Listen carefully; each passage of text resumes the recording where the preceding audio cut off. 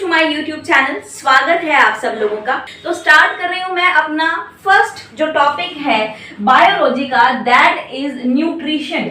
हम बात करेंगे न्यूट्रिशन के बारे में, यानी कि ठीक है, जिसे हिंदी में हम क्या कहते हैं, पोषण के बारे में। देखिए बहुत ही इम्पॉर्टेंट सा टॉपिक है और एग्जाम में, चाहे आप किसी भी टाइप के एग्जाम के लिए प्रिपेयर कर रहे हो, यहाँ से या अगर मैं कहूँ इस टॉपिक में से क्वेश्चंस जो है वो जरूर ही बनते हैं और बहुत ही क्या होते हैं, कई बार सिंपल टाइप के जो क्वेश्चंस होते हैं।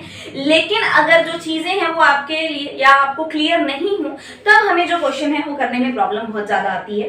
तो देखो न्यूट्रिशन की अगर बात करें कि न्यूट्रिशन क्या होता है, तो पोषण क्या होता है, तो इसकी सिंपल सी चीज है, सिंपल सी एक डेफिनेशन अगर हम कहेंगे कि जो भी चीज हम खाते हैं, ओके, कोई भी चीज, जैसे आप चाहे घर का बना खाना खा रहे हैं या बाहर का खा रहे हैं, जैसे मर्जी आप कोई भी चीज खा रहे हैं, आप दाल खा रहे हैं, चावल खा रहे हैं, रोटी खा रहे हैं, ठीक है, इवन आप कोई जंक फूड भी खा रहे हैं, तो हर तरह का जो खाना है, हर तरह का जो फूड है, वो हमें कुछ क्या करता है, सब्सटेंसेस जो है, ठीक है, हमें उनसे क्या मिलते हैं, हम कह सकते हैं वो हमें प्रोवाइड करते हैं। और वो वही सब्सटेंसेस होते हैं जो हमारी बॉडी की प्रॉपर ग्रोथ कह सकती हूँ, ठीक है, यानी कि हम कह सकते हैं कि हमारे शरीर की वृद्धि के लिए, विकास के लिए, मेंटेनेंस के लिए, ठीक है, चाहे आप किसी भी चीज में बात करें तो बहुत ही ज्यादा क्या होते हैं, इंपॉर्टेंट होते हैं। तो वो सब्सटेंसेस जो हमें मिलते हैं, ओके, और जिनको हम क्या करते हैं, एब्जॉर्ब करते हैं, और जिनका हम अपने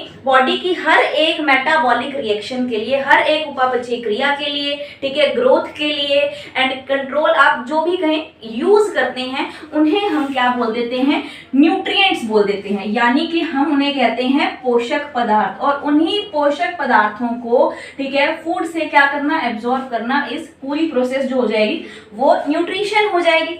तो हमें बेसिकली यहाँ पर बात करनी है उन सभी न्यूट्रिएंट्स के बारे में ही, यानी कि उन सभी पोषक पदार्थों के बारे में ही जो हमें क्या है, खाने से मिलते हैं, ठीक है। और अगर मैं बात करूं इन पोषक पदार्थों की, तो इन्हें आप कह सकते हैं कुछ 7 कैटेगरीज में क्या किया गया है, डिवाइड किया गया।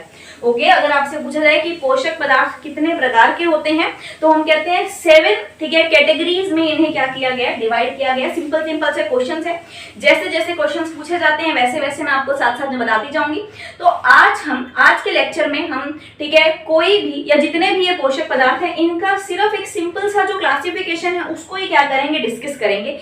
तो देखो सबसे पहले नंबर पे जो आता है पोषक पदार्थ, जिसे हम कहेंगे दैट इज कार्बोहाइड्रेट, ठीक है, कार्बोहाइड्रेट्स बोला जाता है। हिंदी में लिखो, इंग्लिश में लिखो, एक ही बात है, क्या बोला जाता है, कार्बोहाइड्रेट्स, ठीक है। हाँ जी, सेकंड नंबर पे जो आता है that is proteins, okay. Third number पे फैट्स, ओके। फोर्थ नंबर पे आप कह सकते हैं वाटर। फिफ्थ नंबर पे हम लिखेंगे विटामिन्स, यानी कि विटामिन्स। 6 नंबर में आएंगे हमारे पास मिनरल्स, और आप इनको सॉल्ट्स भी लिख सकते हैं, ठीक है, जिन्हें हम खनिज लवण कहते हैं। एंड 7 नंबर पर हम लिखेंगे फाइबर्स, रेशे, ओके।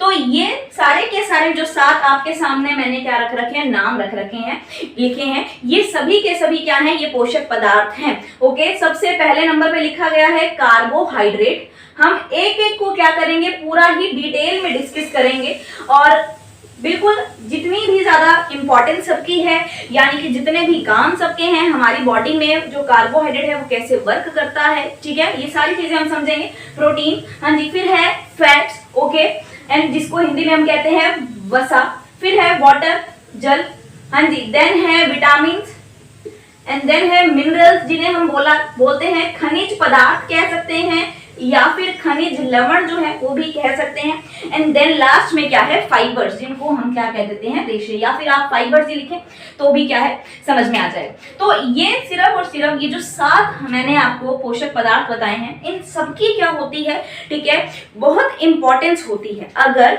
आप समझिए, इन्हें पोषक पदार्थ इसीलिए कहा जाता है क्योंकि अगर इनमें से कोई एक भी चीज हो जो हमारी बॉडी को जितनी जरूरत है उतनी मात्रा में नहीं मिले, तो इनकी कमी से क्या हो जाते हैं, रोग हो जाते हैं। ओके, तो ये ध्यान रखें, पोषक पदार्थ की डेफिनेशन भी यही रहती है कि वे सब्सटेंसेस, आप कहेंगे वे पदार्थ जिनकी कमी से, ठीक है, शरीर में कोई ना कोई रोग हो जाए, कोई ना कोई डिजीज हो जाए, उन्हें ही हम क्या बोल देते हैं, पोषक पदार्थ बोल देते हैं। और 7 कैटेगरीज जो हैं वो आप इनकी क्या कर लेंगे, अच्छे तरीके से याद कर लेंगे। कार्बोहाइड्रेट होगा, प्रोटीन होगा, फैट्स होगा, वाटर है, विटामिन है, ठीक है, मिनरल्स एंड सॉल्ट्स है एंड फाइबर्स हैं। तो बेसिकली इस पूरे के पूरे चैप्टर में हमें इन्हीं सातों के सातों जो न्यूट्रिएंट्स हैं इनको क्या करना है, अच्छे तरीके से डिटेल में डिस्कस करना है।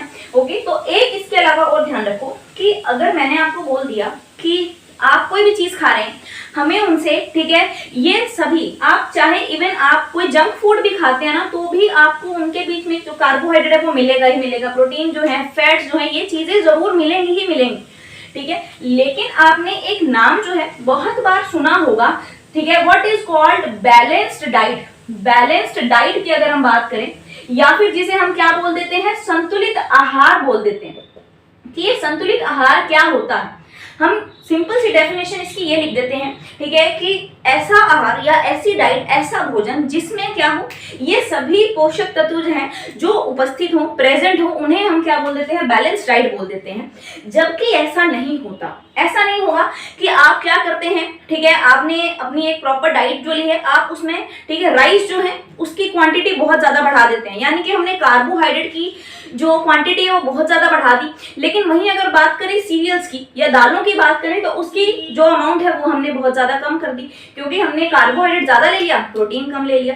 ऐसी डाइट बिल्कुल भी बैलेंस डाइट नहीं हुई। बैलेंस डाइट एक्चुअली में क्या होती है कि हमारी बॉडी को इन सभी ये जो पोषक तत्व हैं इनकी जितनी रिक्वायरमेंट है उतनी ही, ठीक है, मात्रा में अगर हम इसे क्या करते हैं, ग्रहण करते हैं, उसे ही हम बैलेंस डाइट बोल देते हैं। ना कि अगर आपको कोई भी चीज जो है वो इनके, ठीक है, अलग से एक डिफरेंट रेशियो में मिल रही है, जितनी जरूरत है, कोई चीज तो जरूरत से बहुत ज्यादा मिल रही है, कोई चीज जरूरत से कम मिल रही है, लेकिन प्रेजेंट है, तो उसे आप बैलेंस डाइट बिल्कुल भी नहीं कहेंगे। तो सिंपल सी चीज है, ठीक है।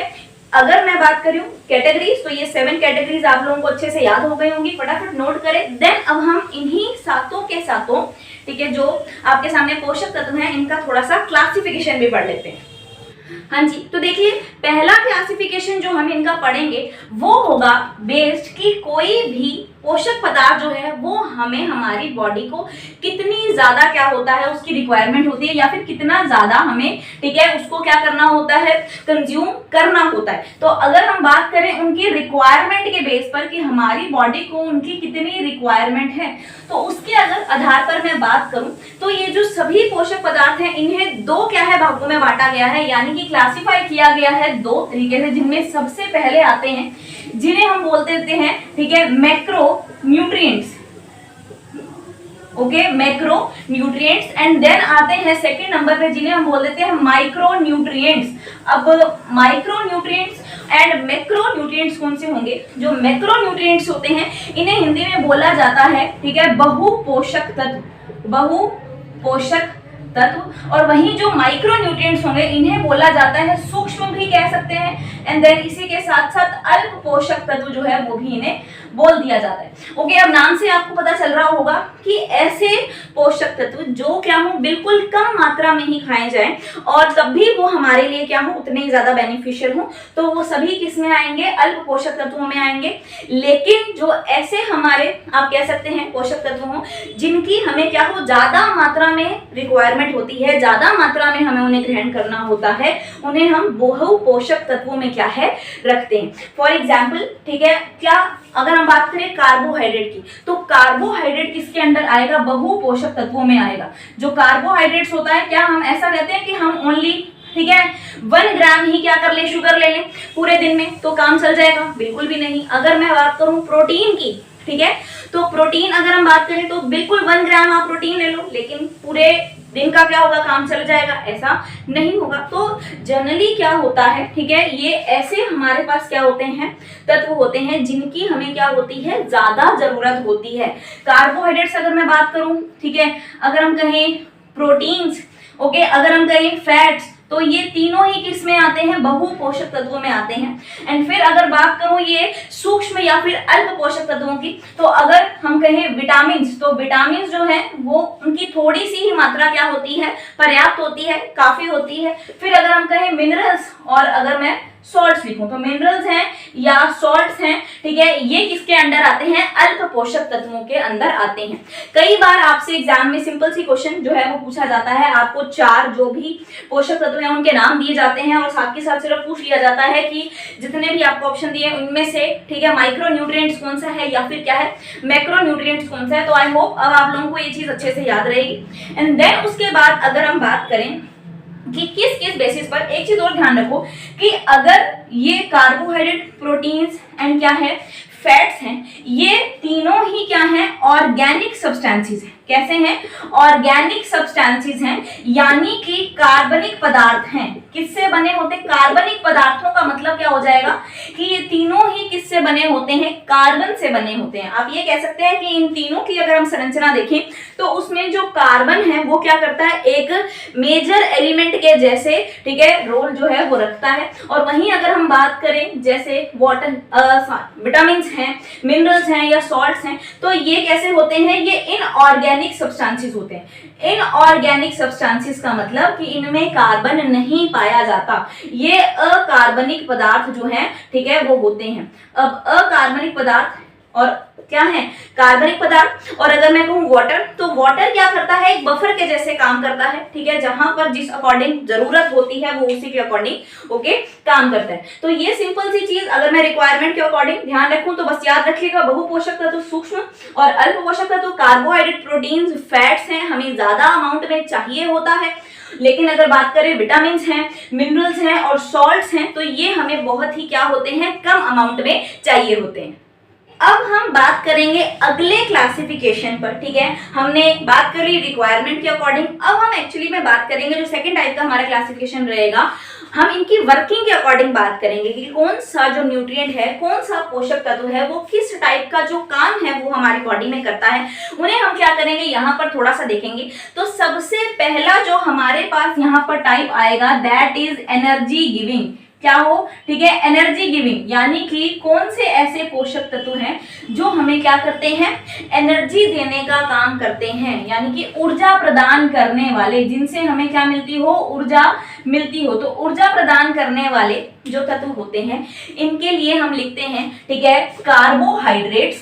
कार्बोहाइड्रेट्स जो है वो हमें क्या देते हैं, ऊर्जा मिलती है इनसे। और साथ के साथ आप यहाँ पर लिखेंगे फैट्स, ओके। और इन्हीं के साथ एक चीज और ध्यान रखेंगे कि जो कार्बोहाइड्रेट्स होती हैं वो इंस्टेंट एनर्जी का क्या होती है, सोर्स, यानी कि तुरंत ऊर्जा प्रदान करती हैं। और अगर वही बात करें हम फैट्स की, तो फैट्स जो हैं वो क्या करती हैं, लंबे टाइम के लिए, एक लॉन्ग टाइम के लिए हमें क्या देती हैं, एनर्जी देती हैं। आपने अगर कभी देखा होगा कि, ठीक है, जो ग्लूकोज जो है वो कार्बोहाइड्रेट का ही क्या है, एग्जाम्पल है, ओके। और अगर मान लो गर्मी के टाइम में, ठीक है, जब हम कभी बाहर जाते हैं तो एनर्जी सारी ड्रेन हो जाती है, उस टाइम पर आप लोगों ने कई बार ग्लूकोन डी का क्या है, यूज बहुत ज्यादा किया होगा। वो एक्चुअली में क्या होता है, कार्बोहाइड्रेट ही होता है, जिससे हम क्या करते हैं, वाटर में थोड़ा सा, ठीक है, डिसॉल्व करके पी लेते हैं, तो उनसे हमें क्या मिलती है, इंस्टेंट एनर्जी मिलती है। तो सेम कार्बोहाइड्रेट्स क्या करते हैं, इंस्टेंट एनर्जी प्रोवाइड करते हैं। और अगर हम बात करें फैट्स की, तो देखो फैट्स, ओके, ऑयल्स अगर मैं बात करूं तो ऐसी चीजें अगर हम कहें तो सर्दियों में हमारे घर में जो घी है, तेल है, ऐसी चीजों का यूज बहुत ज्यादा होता है। और ऐसी कुछ चीजें बनाई भी जाती हैं, ठीक है, जिनके बीच में घी जो है वो काफी ज्यादा अमाउंट में डलता है। तो किस लिए होता है, ताकि हमें उनसे क्या मिले, एनर्जी मिले। तो सेम चीज बस ध्यान रखें, इंस्टेंट एनर्जी प्रोवाइड करती हैं और ये क्या करती हैं, लॉन्ग टाइम के लिए एनर्जी प्रोवाइड करती हैं। सेकेंड नंबर पे हमारे पास, ठीक है, जो आता है दैट इज कि अगर बिल्डिंग मटीरियल्स आप इन्हें कह सकते हैं, ठीक है, यानी कि इन्हें बोला जाता है निर्माणकारी, ठीक है, निर्माणकारी। ऐसे कौन से आपके पोषक तत्व होते हैं जो हमारी बॉडी की प्रॉपर ग्रोथ के लिए, ठीक है, डेवलपमेंट के लिए, यानी कि वृद्धि और विकास के लिए क्या होते हैं, काम करते हैं। तो उन्हें हम बिल्डिंग मटेरियल्स जो है या फिर कह सकते हैं बिल्डिंग न्यूट्रिएंट्स जो है कह सकते हैं। और इनके लिए जो आप एग्जांपल लिखेंगे दैट इज प्रोटीन्स। प्रोटीन्स क्या करते हैं, हमारी बॉडी की प्रॉपर ग्रोथ में क्या करते हैं, बहुत ही, ठीक है, हाँ जी, हेल्पफुल होते हैं। थर्ड नंबर पे हम लिखेंगे जो मेटाबॉलिक न्यूट्रिएंट्स होते हैं, मेटाबॉलिक ठीक है, न्यूट्रिएंट्स। अब मेटाबॉलिक न्यूट्रिएंट्स कौन से होंगे? देखिए, जितनी भी हमारी बॉडी में क्या चलती हैं, कुछ बायोकेमिकल रिएक्शंस चलती रहती हैं, हर टाइम चलती रहती हैं। अब जैसे आपने कोई भी चीज क्या है, फूड है, कोई भी खाना खाया है, ओके, उसका अगर डाइजेशन कहें या ऐसी कोई भी चीजें हैं, कुछ रिएक्शन जो होती हैं वो बॉडी में क्या है, प्रॉपर हर टाइम पर चलती रहती हैं।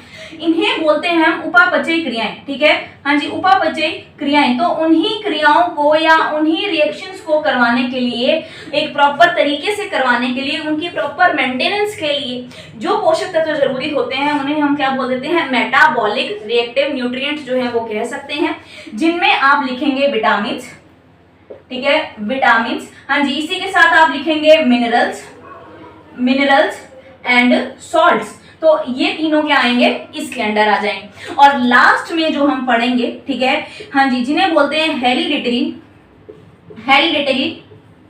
न्यूट्रिएंट्स। अब हेरिडिटरी जो सब्सटेंसेस लिख देती हूँ, हेरिडिटरी सब्सटेंसेस। अब हेरिडेटरी सब्सटेंसेस होंगे जिन्हें हम हिंदी में बोलते हैं अनुवांशिक पदार्थ। ऐसे कुछ सब्सटेंसेस होते हैं जो क्या करते हैं, एक जनरेशन से दूसरी जनरेशन में क्या होते हैं, ट्रांसफर होते हैं, ओके। और जिनका सबसे ही अच्छा एग्जांपल है DNAs and RNase, okay, DNAs और आरएनए। तो इसमें जो डीएनएज हैं हम जानते हैं कि ये क्या होता है, ह्यूमंस में ही हमें मिलता है। तो ह्यूमंस में जो भी हमें जेनेटिक मटेरियल मिलता है, हेरिडेटरी सब्सटेंस मिलता है, उसे हम क्या बोल देते हैं, डीएनएज बोल देते हैं। अब आपको लगेगा कि डीएनएज और आरएनएज को हमने यहाँ पर क्यों डिस्कस किया है, तो यहाँ रखेंगे कि ये जो डीएनए और आरएनए होते हैं, इनमें एक पर्टिकुलर टाइप की क्या मिलती है, हमें कार्बोहाइड्रेट मिलता है, यानी कि शुगर जो है वो मिलती है।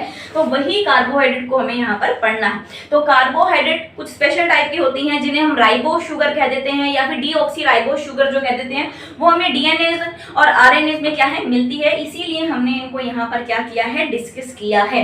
तो आई होप ये इतना सा सेशन जो है वो आप लोगों को समझ में आया होगा।